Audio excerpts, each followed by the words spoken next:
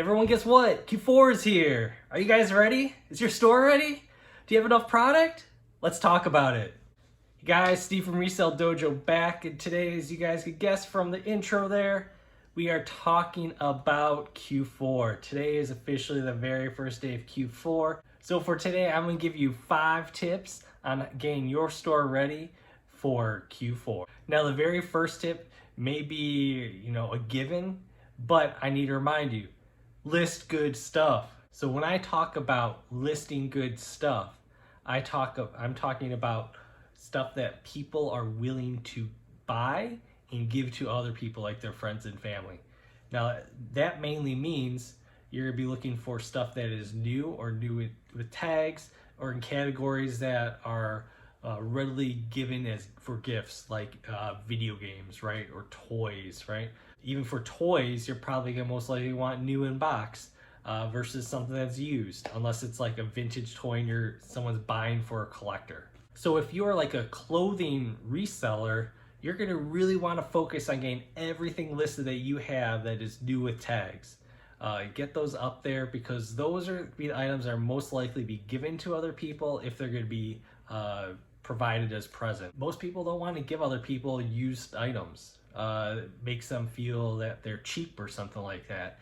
I don't know. If it's something cool, I would love a used item myself, but I know a lot of people just don't feel right giving gifts. So really look for new items and prioritize that over anything that's used items in your death pile or that you see at the stores. Doesn't mean to stop buying those items and reselling them, but those should be the very first items that you're going at. And if you have limited capital to spend, those should be the items that you're focusing on. The number 2 tip today I have, adjusting the handling time in your store. Now, when people are buying for gifts and presents and all that type of stuff, they want the item right away. You are competing against Amazon, which people are used to getting in 2 days. So when it comes to eBay, if you have a 3-day handling time, you're already 1 more day before you even ship. So I recommend to have only a 1-day handling time on your store, especially during this quarter. If you cannot handle that, you're not going to be able to really take advantage of the Q4 sales process. The third tip I have is prepare for returns. Now, with it being the holiday season, people may buy something for other people or buy something for themselves and have second thoughts on it. And we've all been there when it comes to gifts.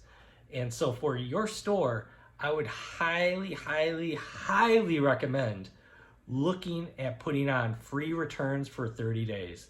I know it's a pain, but actually when I changed my store from no returns or buyer pays for returns to free returns for 30 days, I got a boost in traffic and I got less returns. Now think about that for a second. My return rate went lower when I offered free returns. That is because I'm getting better quality buyers and I'm getting more buyers as well. So my sales are going up, number of items are going up that are being sold, and I'm getting a lower percentage of returns. Maybe I'm getting a few more returns per month, but the percentage is way lower than I was at.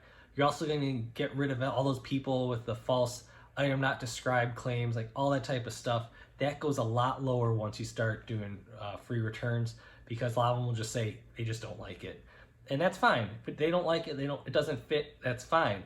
But if you did not have your returns on and it didn't fit for them, like if you're selling clothing, guess what? They're gonna say, there's a hole, there's a stain, or something. They're gonna say something that's wrong with it on it, and you're gonna get dinged on your account. So let's not worry about that. Let's just put those free returns on. Let's drive that traffic to your item, and let's get those sales moving. Now, my 4th tip is check your pricing on your old listings.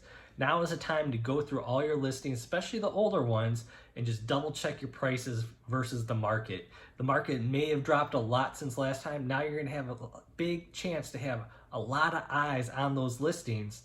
So to get those prices in line for when people see it, and that's gonna move off your shelf. This is a good time to get rid of some of that older stock if you could price it right, because you got the eyeballs on it for these next few months. And the 5th tip that I have, and this is a big one because you want to start snowballing this, is to keep buying inventory. Now, you may be sitting back in the sales and you'd be like, oh, this is so awesome. I'm getting so much sales. I'm going to be getting so much profit this year. This is the time for you to snowball your business into a bigger business.